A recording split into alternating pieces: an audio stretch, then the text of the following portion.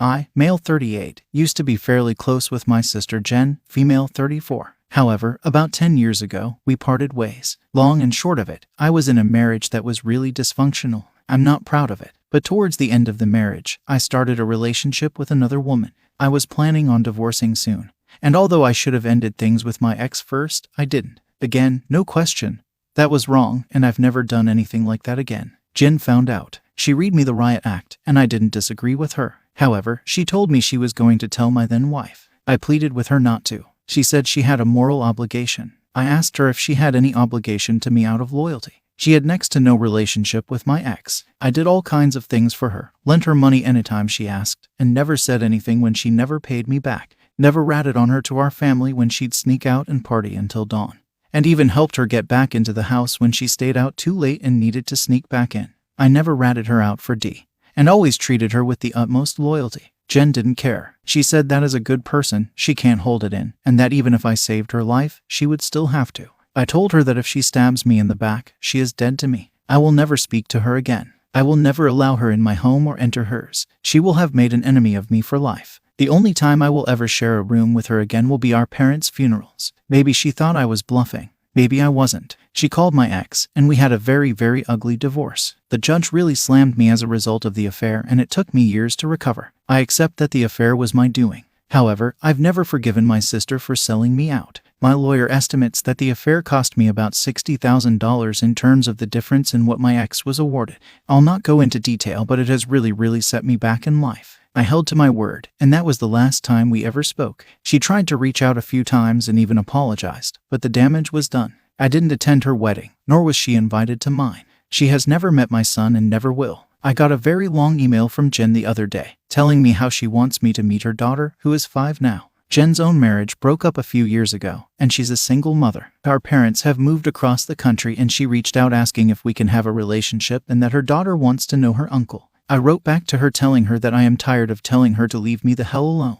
Back then, she had her choice between having a brother or scratching her do-gooder itch. Her own sanctimony was more important to her than me, and we all have to live with that. My mother thinks I should let things go. However, I cannot forgive her and feel that she made her choice. I think this will be an unpopular opinion, but I think it wasn't her business to get involved. No, I do not condone cheating, but I personally would not have interfered. Not right away, anyways. His sister could have said to him, "End this affair or ask your wife for a divorce now, or I will tell your wife about it." But instead, she hung OP out to dry. I would never talk to her again as well. Also, OP made it clear to his sister that would happen. If OP does not feel like forgiving her, he shouldn't. She made her choice after all. And now let's hear if the community agrees with me. Jersey Girl says, "You're the a-hole." I'm guessing it's easier to blame your sister for all of this than to truly accept you were in the wrong when you cheated.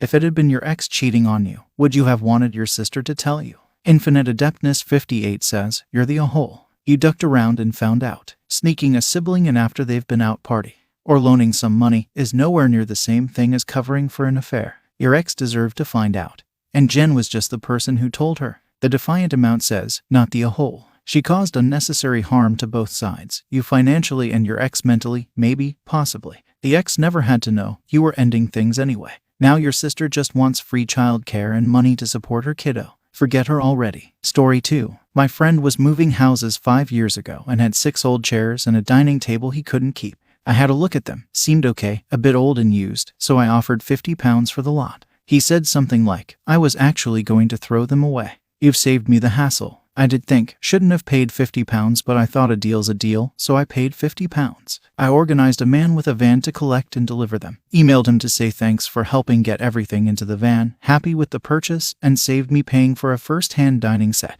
He replied saying no probs. Glad they've got a new home. End of story. Fast forward 5 years and I'm moving house myself. New place is too small for a huge table and chairs, so I need to sell. I find info on the underside of the table, take lots of pics, and email loads of places nearby asking for a price to purchase. Within an hour, I got 3 replies. They all want to inspect furniture and assess. By the end of the week, I got 3 offers, and the highest was £15. Apparently, once restored, they'll be worth a lot more. Jackpot. I post, saying house move going to plan. etc. Then add in the great news that I scored a $1,500 jackpot selling my old table and chairs. Later that night, my mate messages me in a rage. First half is just aggression, but the second half reads, I'm demanding half the money from the sale of my table and chairs. I only gave them to you to look after. I didn't sell them to you. I'm happy to agree to half since you've had them in storage in your house. If you've been using them, fair enough, but I'm not happy you're selling them because I didn't agree to that. My bank details are blank. Transfer me £750 by the end of the week, and I'll call it quits. If money isn't received, I'm going to small claims court and also police to report that you're selling my property. I replied, I literally bought these from you. Are you insane? I even have an email where I thanked you for helping to get the furniture into the van. I also say you saved me money buying a dining set firsthand. He replies, so this is how you thanked me 5 years later, making a huge profit from a mate. If I'd known how much it was worth, do you seriously think I'd have sold it to you for £50? You're two-faced. I'm going to go to small claims court. I replied, you just said you sold it to me for £50. That's my point. You literally sold me. I didn't know they were worth that much when I bought them. The fact is, I bought it from you fair and square. End of discussion. The last reply I have is, at the very least, I want my fair share. Why is money so important to you? Are you that greedy? Give me £500, and that leaves you with £1,000. If you don't do that, then I know exactly the type of person you are. I'll tell people as well, mate. Do you honestly want people knowing that you did this to a mate? The ball's in your court. I'm really losing my mind about this. Am I the one who's wrong here? Should I share the profit to save face? Am I in a hole? So he sold OP something for £50 that OP sat on for 5 years, then sold for £15, making him a fool. Firstly, he sold it to OP. OP gave him money for an item. OP picked it up and drove off with it and waved goodbye, taking his £50 thinking he was lucky to get the money for something he was planning to bend. Now he realizes he was a fool and he wants his cut. Oh, hell no. If OP was simply storing it for him, where's OP monthly rent money? Storage units cost money. OP needs to let him take him to small claims court. OP has got documentation. He doesn't. OP will win. And now let's hear the community's opinion. Snoochipmonk 770 says, not the keyhole, but stop sharing details about money you have. That will never, ever get you anywhere good. It'll always be moochies like these when there's money involved. Stoke King says, not the keyhole. I think you should give him the £500 he most recently mentioned. But of course, you're going to have to deduct a storage fee for looking after his table for so long. $3 a week sounds fair. Sadly, that means he owes you £280. Oh dear. Individual ad says, not the Yahoo, he's just being greedy. Using his logic, he's entitled to half the profits from the resale of his home by the person who buys it from him. Oh yeah, he's not your friend. Story 3. Context. I was separated right before the virus and got a pro-se divorce during the virus. I have 2 kids with my ex-husband, one of which is 20 and lives with him in the house in question. The other is 18 and living off at college. I left the house in December 2019 because he refused. He blocked all of my efforts to make repairs to the home and refused to allow me to take out a loan in my name to get the repairs made and blocked that effort as well. He then had to take out a HELOC to make repairs to the home, which I signed off on to allow him to do this. I have no financial responsibility for this HELOC, as he also would not have had I taken one out. Edit for clarity. My ex-husband's name is on both the mortgage and the deed. I'm the primary borrower on that loan. I did not ask him to refinance the house to take my name off of it and buy me out. And we did not parse out property in the divorce because I wanted to be sure the court would grant our divorce, so I kept it as simple and straightforward. Yes, we agree on everything, as possible paperwork-wise, since neither of us had an attorney. We were divorced in summer 2021. After the divorce was finalized, we agreed to wait until the mortgage interest rates went back down and we would then refinance and remove my name. And I would not ask for any equity since I took my savings account and $401,000 with me. I left the home and everything in it with him, and the shared bank account. I really wanted out. Since then, I've entered into a new relationship, bought a house with my boyfriend. I'm the only one responsible for the mortgage, but he is on the deed, and had a planned baby with him because he really wanted to be a dad. We've been together almost 3 years. He's a stay-at-home dad, and I have a full-time job which barely covers our costs. Mortgage rates have gone up a lot. And my ex-husband was fired, so he is having trouble making the payments on time. I am still the primary borrower on that loan, and it is causing serious issues in my current relationship since I cannot get my name off that loan as soon as I had planned. I have not covered any of the payments for him or given him any money. The issue is my boyfriend is now saying he will not marry me until I can prove I am completely detangled from my ex-husband. He wants me to force a house sale and get half the equity in the former marital home. He is very insistent on this and has used phrases such as, "I will not legally bind myself to you until you can prove A, B, C." He has never asked me to marry him, but has brought up marriage to me along and along, always in the context of why we can't. He wants to make the rings but can't right now because he doesn't have a bench or the tools or the materials. He wants the baby to be older so he can remember it. And now this issue is apparently so pressing. I am unmarriable unless I sell my ex-husband's house out from under him. I am heartbroken, and although I did want us to get married, I now, because of this treatment, don't want to. How would you feel if you were in this situation? Is his demand reasonable? I feel like I'm doing everything I can to make him happy, but it's not enough for him. Am I being unreasonable? Am I being manipulated? It's absolutely idiocy to put the boyfriend on the deed when OP is the only one paying the mortgage. Why would OP put his name on anything? I'm 100% sure he's using OP for financial purposes. Saying he won't marry OP is straight BS. He just won't marry OP. He just wants more money and that's it. And now let's hear the community's opinion.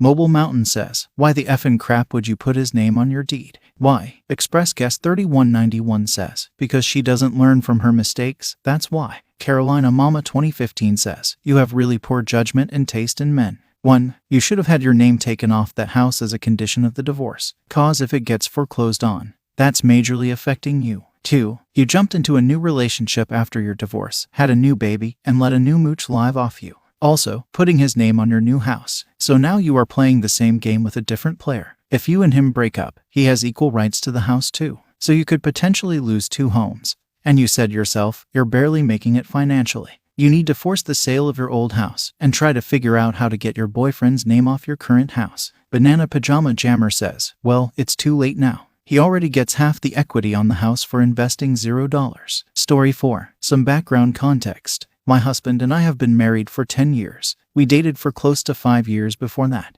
We are very happily married and are on the same page with our goals for life, travel, finances, etc. We live in a different country from my in-laws. We both are working and have 6-figure incomes. I went through a lot of struggle from childhood to be able to gain this sense of financial security. So, saving money and having enough for the future means a lot to me. I have the scarcity mentality because of childhood trauma. I'm also really introverted and need a lot of alone time to feel normal. Now that I've set some context, I will jump right into the situation that has got me a bit frustrated. My in-laws and us as a couple get along okay. Nothing to write home about, but we're generally in cordial speaking terms. My husband is a bit closer to them. He calls them once or twice a week, etc. Around 5 years back, my in-laws came visiting us against our weak protests. They wanted to stay with us for 6 months in a small 2-bed apartment where me, my husband, and kid live. After a bit of back and forth, we were able to get them to agree to 4 months. They visited. It was miserable as expected. My father-in-law, specifically, has a bad habit of mumbling under his breath, commenting about us when we were right there.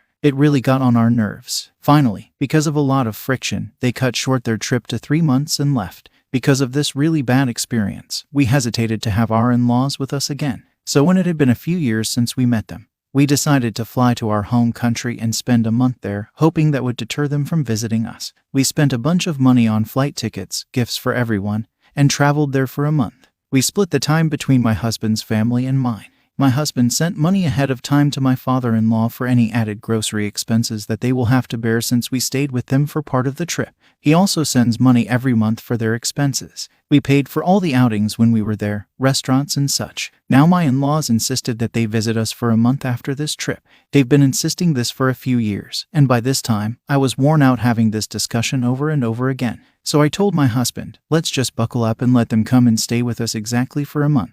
He and I resolved that we will somehow put up with any negative experiences, and said okay for their visit. We did not offer to pay for their expensive flight tickets.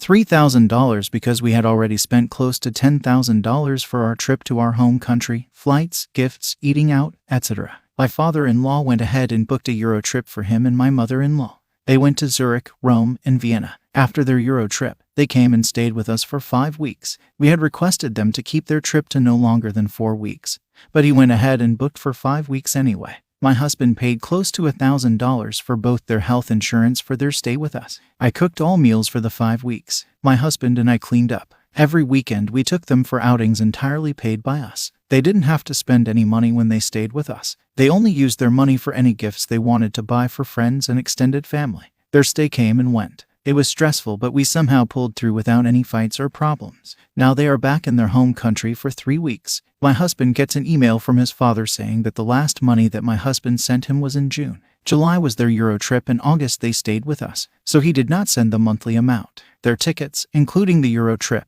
was $4,000, and he had not seen any money come into his account for this. Both my husband and I were shocked and pretty damn frustrated seeing this email. My husband and his sister warned their parents that this is quite an expensive trip and they should think before planning this. They went against this and booked the trip anyway. Now they have an expectation that we should pay them for their tickets. We feel that we should not be held responsible for bad decisions. It is not really a matter of the money, but the principle of it all. Actions have consequences, etc. Also, the email that my father-in-law wrote was fully passive-aggressive, stating that he used to send money to his mother, even with his small salary, and that my husband is just too busy with his family to think about all this. And the funny part is, I shared my frustration with my mother. Big mistake. She turned around and painted me as this selfish, arrogant person who should share money without thinking, because somehow, God blessed me with a well-paying job. Seriously, we, the a-holes here? I can't seem to escape this narrative that we are basically selfish a-holes because we are careful with money even though we both are working.